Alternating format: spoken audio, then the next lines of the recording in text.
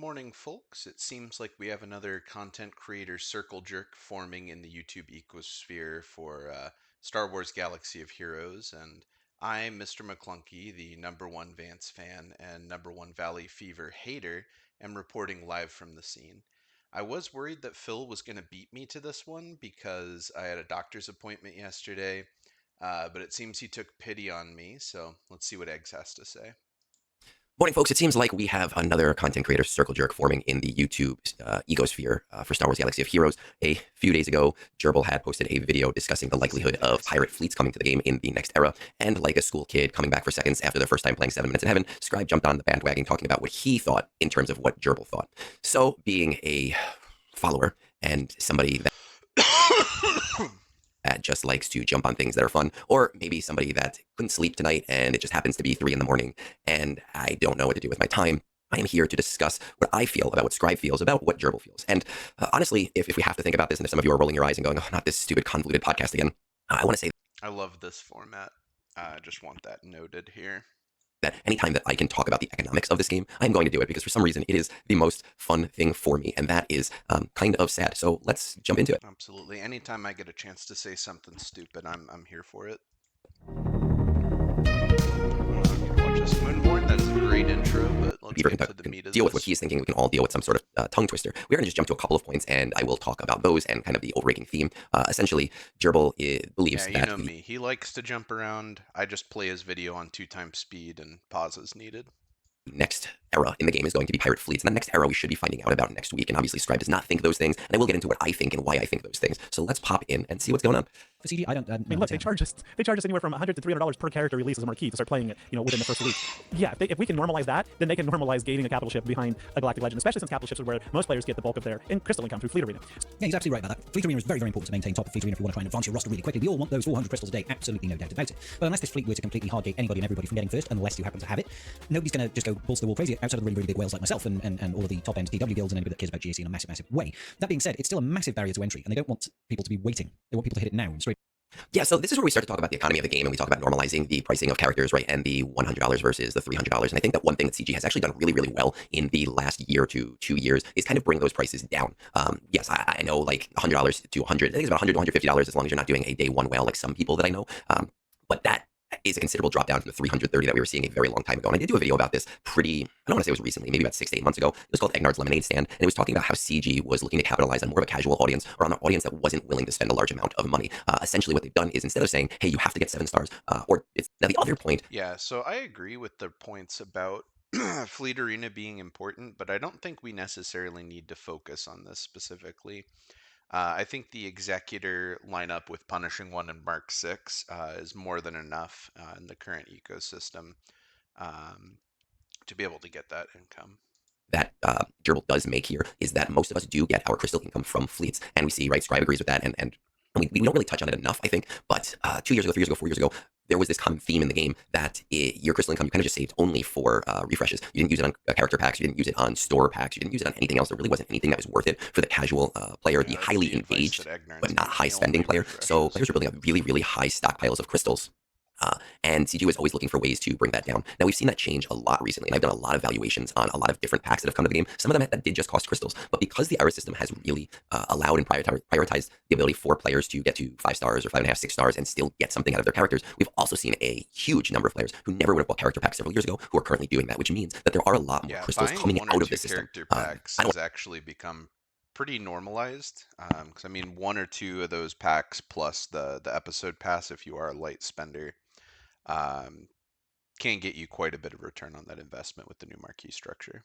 I say than there are going in because that doesn't make sense, but there are a lot more crystals going out of the system than there were crystals going out of the system in previous generations of the game. Now, Gerbil is going to go on here to talk about the different pirates. He is going to go on to talk about why he thinks all of this makes sense and why all of these ships make sense. And I don't want to belittle or diminish what he is saying here because he's right. Right, we do need more fleets in the game. We do need more ships in the game. There are opportunities for pirate ships in the game. Yeah, I do think that we are severely lacking on ships and fleets. I think it's less about some of these new pirate ships, which granted I would love to see a lot of these ships come into the game, but you know me, like I'm all about the Executor. Give me more bounty hunter ships. I'd like to see like maybe Forlom and Zuckuss come into the game. Something like that first before we get all this pirate stuff. But CG loves their pirates.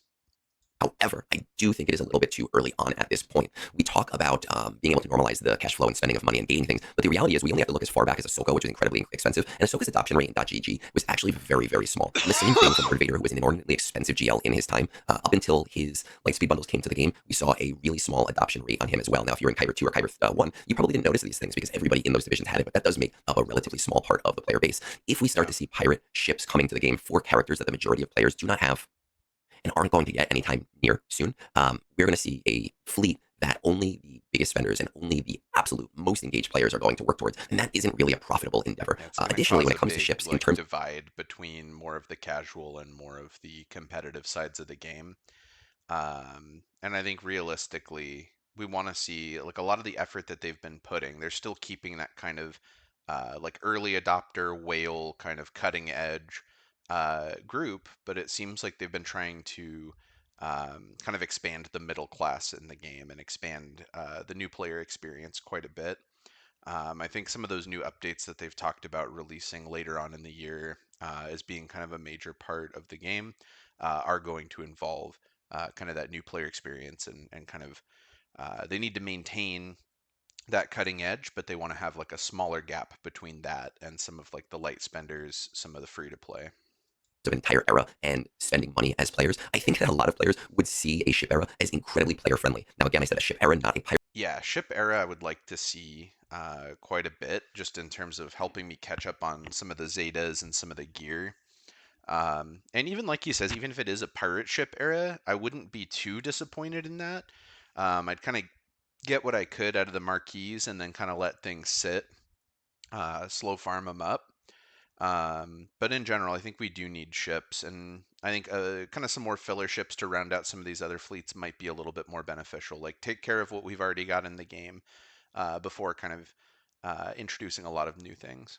Ship era. If CG were to give us an entire era with 5 to 6 ships, that means that there is a 3-month period where we don't have to Zeta anything. We don't have to Omicron anything. We don't have to relic anything that we weren't already going to be relicking for the raid. And that is a period of time that I don't think CG wants to give us. On top of the fact that it leads right into the holiday episode. That seems weird to say holiday episode, but why didn't they just call it the holiday special? It seems strange to give us that leading into an era where there are going to be no marquees, right? So we're actually talking about I do want to see a holiday special era. 4 months where players are going to be able to stockpile Omicrons, they're going to be able to stockpile Zetas, they're going to be able to stockpile gear. And I know that you're thinking right now, well, then they'll have to do the pirates that they're not already doing. You're right.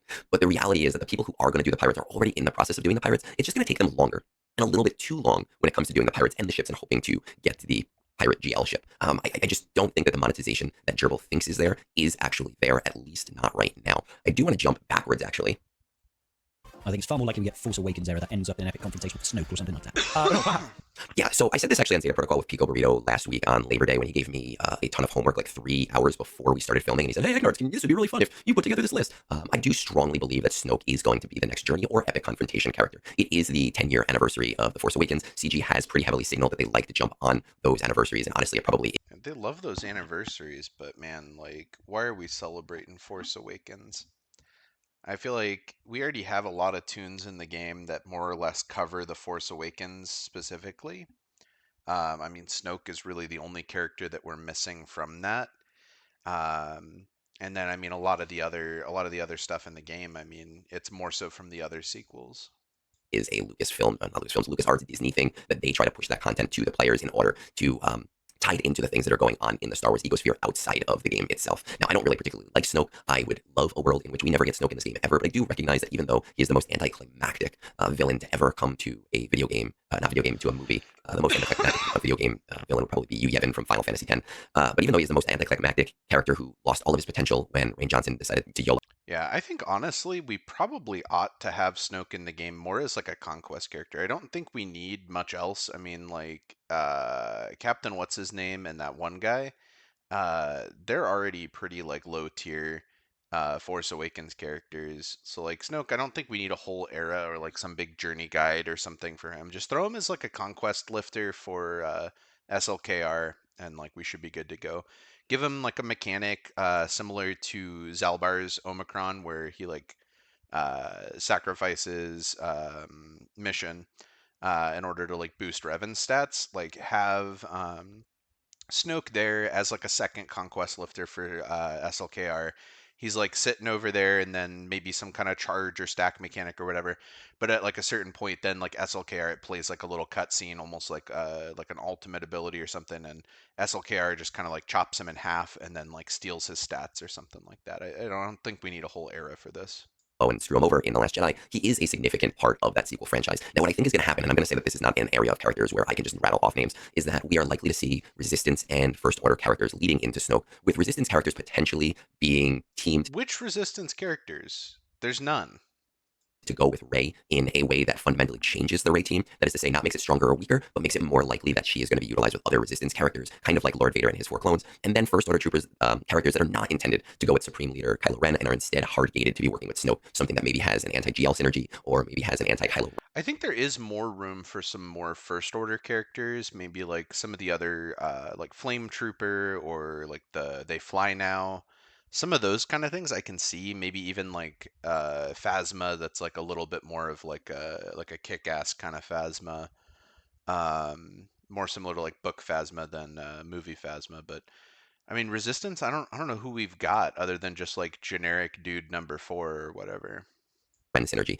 So that is definitely where I think that the next era is going. Oh, well, no, it's not Force Awakens, but I was like Finn in the like Bacta suit. That's a character we don't have yet. Now, there is something else in this video that I do want to point out. Let's go over what's coming. So I guess we'll all be pleasantly surprised, or maybe I'll be going, I told you so, in a week and a half, which is what I'm hoping to do. Otherwise, folks, thank you for watching. I do appreciate it. Please smash that like and subscribe. Pretty Definitely. please, less than Gerbil's doing my job for me. Thank you so much. But do make sure you give him a like and a subscribe. fourth of you who watch my channel Like everybody, subscribe to every video you see. Why not? are actually subscribed. So, real talk, real talk. I think what he's saying does have a little bit of legs, a little bit of relevance, absolutely. I think he's clinging a little bit too heavily onto the terminologies used inside of the descriptions. Like I said, my big bone of contention is using the word... I just want to point out that, and yes, I'm taking this time just to say this. In fact, we'll go back just a little bit so that we can hear it again. A little bit of legs, a little bit of relevance, absolutely. I think he's clinging a little bit too heavily onto the terminologies used inside of the descriptions. Like I said, my big bone of contention is using... One more time. ...is used inside of the descriptions. Like I said, my big bone of contention is using... What is a boner of contention, Scrybe? Please tell me. What is a boner of contention? The word crew around pirates is just this kind of synonymous, right? A pirate and his crew, that's just kind of synonymous language. And yeah, you could talk about, you know, the name of the short stories where these characters feature, like it talks about a ship, the Crimson Corsair. All right, we're going to actually end it right here because Scrybe says a lot of beautiful things and is very Welsh accent, and I love it, and I would listen to him literally all day talking. I do want to remind everybody, though, that this is the man that we are following right now, Wooly Willy from the 90s. Come on, Scrybe, let's go. But with that all said, here's the reality when it comes to ships. And I've been saying this for over a year now. CG has no idea what to do with ships at this point. That is why Punishing One came to... Yeah, they kind of had set up for a great many years this idea of, well, meta capital ship, new one, top of the fleet, beats the old one, new one, top of the fleet, beats the old one. And then they kind of mixed that up with the whole Punishing One thing. And I think what I would like to see, even potentially before getting a new kind of OP ship to top the fleet squadron, I'd almost like to see like a rock, paper, scissors style meta. Like, you gave us Punishing One so that Executor can beat Profundity. Give us a lifter so that, like, Luthen's Fondor Holcraft? I forget what it's called. But one of those for Profundity. And then Profundity can beat Leviathan more easily. And then give Leviathan a new lifter that lets it beat the Executor more easily, and almost create like a rock, paper, scissors, rather than this meta of constantly saying, boom, new thing, new thing, new thing. And I know for the monetization, new thing, new thing, new thing is good for the money. But in terms of player experience, I think having a more diverse meta of like creating more of those rock, paper, scissor matchups between the meta fleets, I think would do us pretty well. The game. It was them buying themselves time to figure out how fleets are going to work going forward. When we've had the escalation of Executor taking out a capital ship to the Profundity, disappearing a capital ship and not running away, and to Leviathan and taking over a capital ship, CG just has not figured out how they can top that to make a new fleet new and exciting and interesting. I think that Punishing One signals that we are going to be getting the Fondor Hallcraft in the near-ish future as a lifter for Profundity, and probably a lifter for Leviathan after that once it has died from relevance, in order to give them 2 to 3 years. If we look at last year, 2024, now we're only talking about marquee level ships right now, but if we were to look at 2024, we saw Punishing One in October, we saw come up in... Like, I don't want to see pure, like, better. like he's suggesting here. I want to see a rock paper scissors. Like give us a little bit give us something a little bit more interesting. And then maybe after we've had a couple years of this kind of RPS meta, then maybe introduce something else, or maybe introduce some other fleets that are kind of more mid-tier fleets or something like that. It doesn't always have to be like the top of the game. In January, right? That is a huge shift in terms of what we're seeing in the game. The year previous to that, when we got Leviathan, we got Mark 6 and TIE Dagger around June, and the TIE Defender again in January. They have told us, hey, we're not interested in releasing a ton of new ships at once because it's not working for us. Now, if you're curious, the year previous to that, we saw Raven's Claw in July, and we saw TIE Echelon and Star Fortress both in March as lifters for the First Order and for the Resistance fleet. I don't see a world in which we're getting 5 to 6 new ships on top of giving us a GL level ship on top, especially if it's gated behind Hondo, because while I'm going to have Hondo in 2 to 3 months, he is an incredibly instinct. Yeah, it seems like a little on the pricey side for something like that. Like I could see maybe the era of ships as being more of like a filler sort of thing rather than ramping up to this huge sort of thing. Or maybe even like the first fleet raid, whether that's like an Endor Death Star 2 attack or like the trench run, something like that. I can see getting some ships related to a raid like that and having an era prior to that coming out as maybe being more of a selling point rather than like the GL ship. Um, I think the GL ship does need to be separate from some of these era things. I feel like um, that would cause quite a bit of problems. 'Cause I feel like in this, getting these two pirate areas that lead into GL Hondo is one thing. Because once Hondo's out, he's a GL. Like whenever you're finished farming, he's available and good to go. And then similarly, like with Journey Guide characters, when you have eras that lead into Journey Guide characters, they are a little bit more delayed. Like with Jedi Master Mace Windu. Um, there is a little bit of that time delay and that FOMO, but the requirements are a lot less. You get kind of the worst of both worlds with these meta fleets. You get these big requirements of relic characters and all these ships and things like that that you need to qualify for the event, but the event is also time gated. So that's why I feel like it feels bad to jump straight from an era into, hey, let's push you towards getting this GL ship, as opposed to maybe saying, okay, like the eras have finished 6 months, a year ago. Now let's kind of start ramping up for this. Expensive GL with the R9s and the R8s needed. I believe, if I remember correctly, that just on materials alone, it sets him down as the second most expensive GL. That is not really a situation you want to put yourself in if you want to have a highly profitable new thing.